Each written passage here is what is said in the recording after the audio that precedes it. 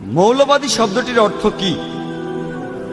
মৌলবাদী হচ্ছে এমন একজন ব্যক্তি যিনি বিশেষ কোনো বিষয়ের মৌলিকত্বকে কঠোরভাবে মেনে চলেন।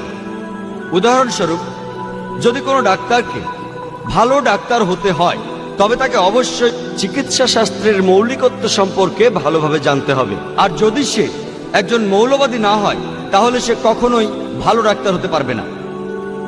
একজন বিজ্ঞানীকে ভালো বিজ্ঞানী হতে হলে বিজ্ঞানের মৌলিক বিষয় সম্পর্কে তাকে ভালোভাবে জানতে হবে। আর যদি সে ভালোভাবে না জানে তাহলে সে ভালো বিজ্ঞানী হতে পারবে না। একজন গণিতবিদের ক্ষেত্রেও বিষয়টি একই। গণিতবিদকেও একজন মৌলবাদী হতে হবে। যদি গণিত বিষয়ে তিনি মৌলবাদী না হন তাহলে কখনোই তিনি ভালো গণিতবিদ হতে পারবেন না। আপনি সকল মৌলবাদীকে এক পাল্লায় ওজন দিতে পারেন না, কারণ ভালোও আছে মন্দও আছে। তাদের মধ্যে থেকে মৌলবাদের বিষয়ের উপর ভিত্তি করে আপনাকে বিচার করতে হবে কে ভালো মানুষ আর কে খারাপ মানুষ। যেমন ধরুন, একজন ব্যক্তি যে প্রকৃতপক্ষে একজন ডাকাত বা একজন চোর, যার পেশা হচ্ছে ডাকাতি করা বা চুরি করা, সে সমাজের জন্য একটা অভিশাপ। সে কখনোই ভালো মানুষ নয়। অন্যদিকে যদি আপনি একজন প্রকৃত ডাক্তারকে জানেন যার কাজ হচ্ছে মানুষের জীবন রক্ষা করা, তাহলে সে সমাজের জন্য উপকারী একজন ভালো মানুষ।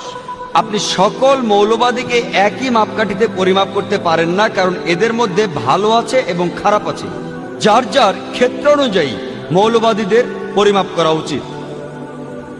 আমি একজন মুসলমান মৌলবাদী হিসেবে গর্ববোধ করি, কারণ আমি জানি, আমি মানি এবং আমি ইসলামের মৌলিকত্বকে ঠিকভাবে পরিচর্যা করি। এবং আমি এও জানি যে ইসলামে এমন একটি মৌলিকত্ব নেই যা কখনো মানবতা বিরোধী হতে পারে। এবং আমি চ্যালেঞ্জ করতে পারি, এই পৃথিবীতে একটিও মানুষ পাওয়া যাবে না যে প্রমাণ দেখাতে পারবে ইসলামের মৌলিকত্ব মানবতা বিরোধী। এমন কিছু মানুষ আছে যারা মনে করে যে ইসলামের কিছু শিক্ষা এবং কোরআনের কিছু শিক্ষা মানবতা বিরোধী, কিন্তু আপনি যখন এর একটি প্রাসঙ্গিক ব্যাখ্যা করবেন, এর প্রেক্ষাপট তুলে ধরবেন, তখন একটি লোকও আপনি খুঁজে পাবেন না যে বলবে ইসলামের মৌলিকত্বের মধ্যে মানবতা বিরোধী কিছু আছে। এই কারণে আমি গর্ব করে বলতে পারি যে আমি একজন মৌলবাদী মুসলমান। এবং আমি জোর দিয়ে বলতে পারি যে একজন হিন্দুকে হিন্দু ধর্মে পরিপূর্ণতা লাভ করতে হলে